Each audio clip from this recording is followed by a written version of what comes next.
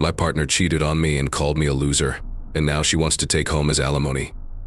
I'm getting back at my ex in my divorce. My wife Zoe, 23F, and I, 26M, got married a year ago. Even though we had different personalities, we had been together for 4 years and made it work. Zoe and I come from very different places, so our lives have been very different. We first got together for a friend's birthday when we were in college. I fell in love with her right away because she was the most beautiful person I had ever seen. I learned that she was sweet and pretty when I began talking to her. Over the next few months, we were able to get to know each other better through texting. We went on a few dates before giving each other our word, but she never told me anything about her family. Before we moved in together, I had never known anything about them. She told me she didn't get along with her family and hadn't seen them in a while, so she didn't want me to meet them. After meeting for more than a year, I finally told her I loved her. There was something about her family that made me think she was hiding something from me, even though she knew everything about me. When she got home from college, she told me that her parents had kicked her out, so they didn't talk to each other anymore. They didn't like that she wanted to go to college and get a degree. They wanted her to quit and get a job to help support the family. After a messy fight, they told her to leave, and she did. With the help of some family and friends, she was able to get enough money to pay for her school, and she paid for school with that money. It looks like her parents had always been cheap and unwilling to do what they needed to do to make ends meet. They always relied on family members for help, but in the end, those family members split up. They were lying because her parents had said they would pay back the money they had borrowed. Their beauty and makeup business was failing, and they wanted Zoe to join them. But she chose to end things.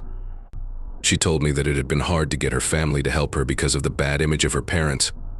Luckily, they felt bad for her and chose to help her without expecting anything in return. Because she owed a lot of people money, she worked so hard at such a young age, getting her degree while working part-time. Her story moved me, and I wanted to help her. I told her I would start making payments and help her pay off her bills. As I've said before, my family is very different from most. My mom runs her own business and has a successful online jewelry store, running a business, while my dad is an eye doctor. I was raised well and never had to worry about money. This doesn't mean I don't care about money or spend it carelessly, though. I'm not that kind of person. I'm trying to say that I've never had a hard time with money. So, reading about Zoe's story moved me. She hid the fact that she was seeing me for a long time because she was afraid I would call her a gold digger if I found out. We decided that I would help her pay off her debts faster after we talked about it. She said I began giving her a set amount of money every month, and it was really helpful. Good for. She had never given me a reason not to trust her, so I never asked her for information. I gave her money that I earned, not my parents. She might not have known that, but that didn't bother me. Back then, we were living in my apartment, and I was in charge of all the costs. I didn't mind because I was already making money. Zoe wasn't able to find a full-time job yet after finishing, and I didn't want her to waste her money on that while I could get by on my own. We were happy in the house we shared for 4 years, during the year after we got married. But she changed how she acted after we got engaged, but not by a large enough amount for me to notice. I was very busy at work after we got engaged, trying to get everything done before the vacation. I didn't have time to notice small things like how she spent more time on her phone, was always late getting home, or quit looking for a full-time job. I wasn't worried because she had just finished, so I knew she would find something. We paid for our whole wedding with our parents about a year ago. We couldn't count on. This is Zoe's family. She doesn't come from a big family. That's why we chose to pay for the whole event ourselves. I didn't think it was odd that Zoe didn't even offer to help, because I knew what she was going through. I didn't think she would tell me anything after the wedding, so I kept getting hit with all the big bills. She told me that she was still looking for work, but that none of the openings worked with her plan. What she really wanted was something tougher. She had done a lot of. I chose to believe her because she worked hard and earned a break. We also stuck to the plan that I would send her money every month, and she would use it to pay off her bills. I felt bad because I had found out a few days before that she was having an affair with my boss. It was just an accident, I wasn't looking into it. While Zoe took a shower, I was in the living room charging her laptop. At that very moment, I saw that she was getting a voice call on Instagram from an unknown account. I was about to pick up the phone when I heard my boss ask her why it was taking so long to answer. When the call finished, I hung up right away to try to figure out what had happened. Even though I tried to tell myself that there might be a good reason, I used her laptop to access Instagram. I found out they had been seeing someone else for a long time, even before they got married, when I looked at their chats through the unknown lover's account. Because Zoe took long baths, I had a lot of time to find everything by scrolling back as far as I could. They began chatting around the time we got engaged. I've heard that my boss, 32M, made a move on her at our engagement party, and she handled it very well. After that, they started dating after he made a fake account to flirt with her. I realized that they had shared a bed for a while and talked about loving him more than she ever did about me. In these texts, she often told him how much she loved him and how ready she was to give up everything for him. Even I. My boss was married and had a kid who was 5 or 6 years old. He wasn't sure if he should get in touch with them again. Because he told her to wait and said they would be together soon, she stayed with me. It would be too mild to say I couldn't calm down. I started to cry as I read those texts. Zoe ran over to comfort me when she heard me cry and saw me get out of the shower.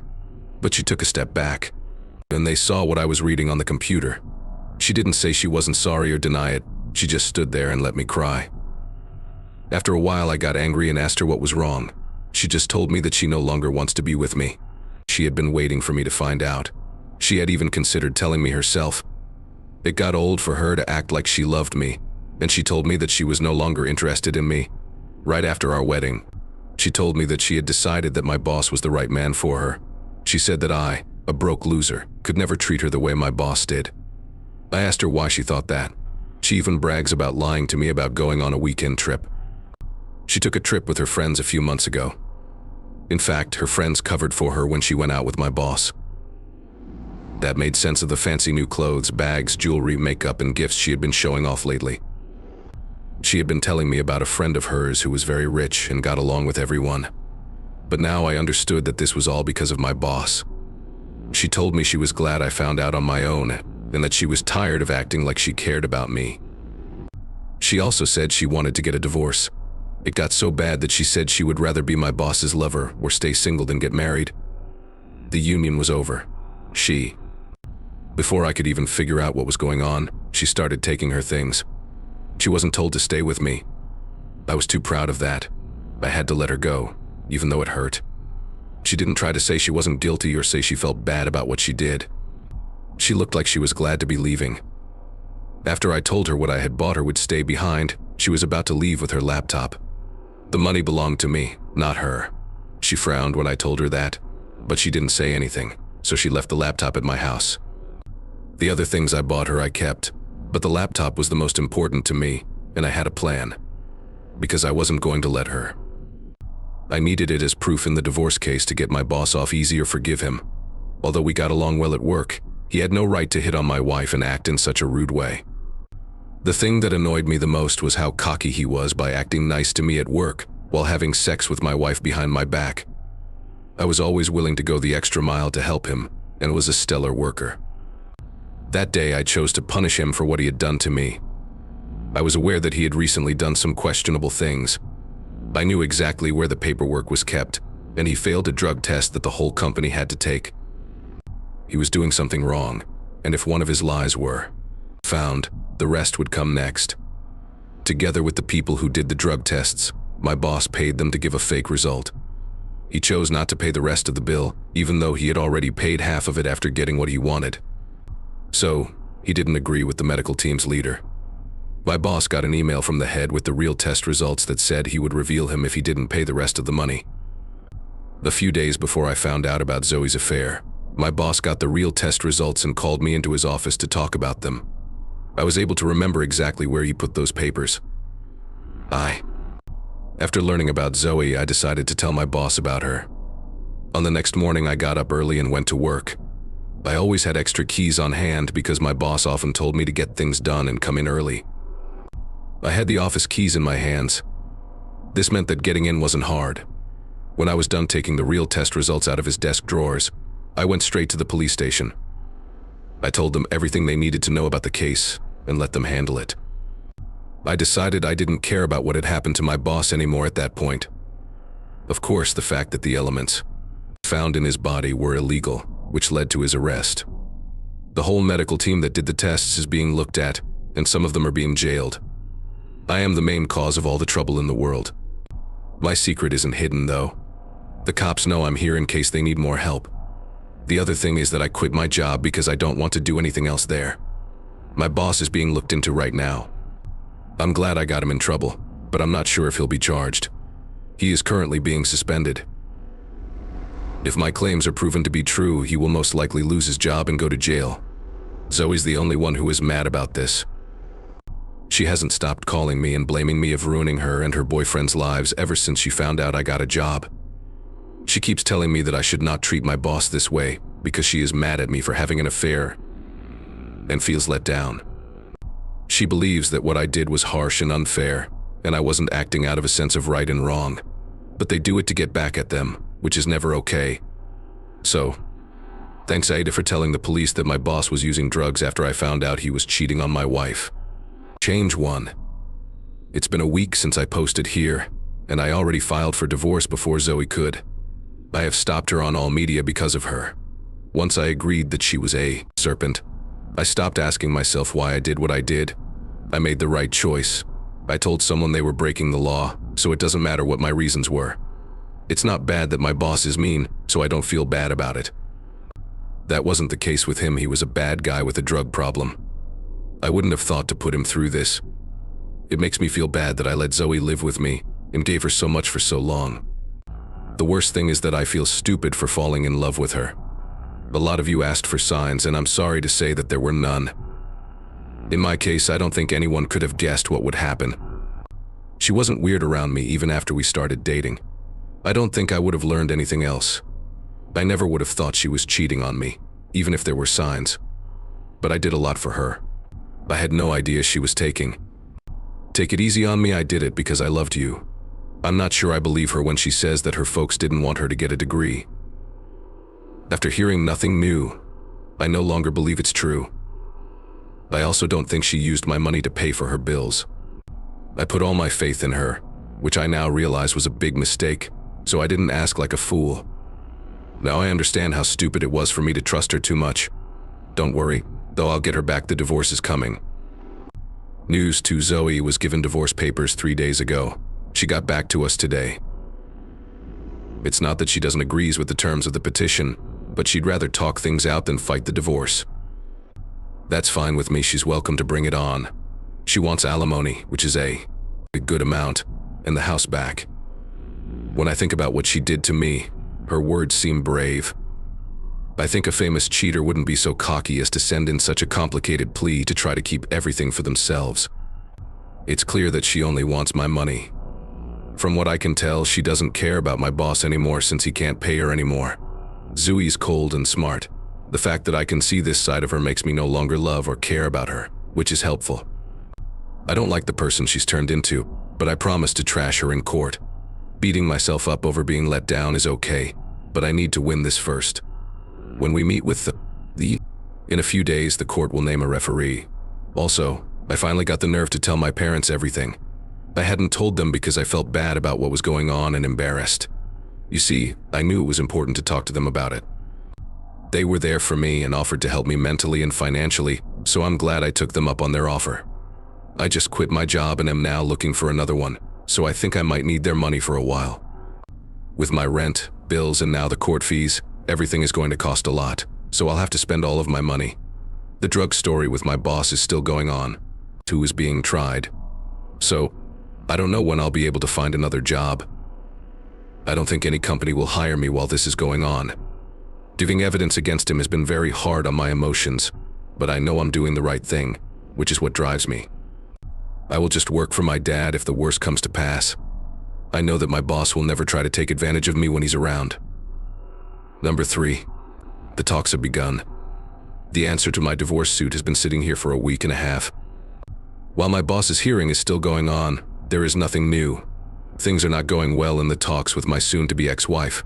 During these talks, she is very demanding and lies to me while keeping a straight face, trying to make me look bad so that she can back up her claims. Being rude to her like that is really annoying. In this case, the victim. If you look at her, you can tell she's been through a lot because she looks like a widow. I feel terrible that I can see right through her act. I understand what she's trying to do, and it might work on the referee, but it won't work on my lawyer or me. We are not going to take back what we said. We will definitely get what we deserve. She wants child support, and I'm not going to let her off the hook. I have no idea why she thinks she gets it just because she's not working right now. To be fair, she did cheat on me literally, which I think always works against her. The proof I have is her notebook, which has all of the texts on it. It doesn't matter that I've already taken pictures. She hasn't even closed her account. I have shown them during these meetings. She, on the other hand, says I was so mean to her that she had to look for love somewhere else. She says I told her I would take care of her, make her quit her job, and do all the housework, but now I'm not keeping my word. All of that is not true, and hearing her say things like that makes me very angry. It took everything I had to keep telling myself not to leave those meetings. Considering the situation, it's really hard, but my lawyer told me to stay calm. I'll be honest, I'm mad. Things get tougher with each meeting, but I know I need to keep going. I only want it to stop fast. It makes me sad that I haven't been able to find a job. That bad image in our field, which I got by telling on my boss, isn't helping me get a job. I thought that maybe I would have to work for my dad. That worked out fine. I could only hope to find another way. As of right now, it will be harder because I chose to fight the wrong people. I'm not going to talk about my divorce filing from 2 months ago today. I'm here to tell you that my boss is going to jail. How long he'll be there is unknown, but it could be 2 or 3 years. If he acts well, I could get him out sooner. He's actually in jail right now. I feel so bad for his wife. Since she is a stay-at-home mom and counts on his income for everything, her life will be hard now that he isn't working. I'm sorry for her and their child. Things aren't going their way, even though they deserve better. In terms of myself, I've started working for my dad. In fact, my dad was pretty nice about it. He didn't make me feel weird or uncomfortable at all. We haven't made a deal in the divorce proceedings yet, so negotiations will go on. Being able to block Zoe from my thoughts is a lot easier now that I don't care about her deeply. Version 5. Hello, it's been more than 6 months since I last wrote something. I forgot to let you know what was going on because I was too busy working for my dad. There was no more to my split a few months ago, because what I wanted was not the... Zoe had to accept them because they were best for her. It was very clear to the referee that things would get worse for her if we couldn't settle this out of court. His words were meant for both of us, but I knew they were meant for Zoe. She might have lied to us, but she would not get away with it in family court. Since the consequences would be terrible, she had no choice but to give in. As of right now, we haven't talked to each other since our split. I really like it this way better.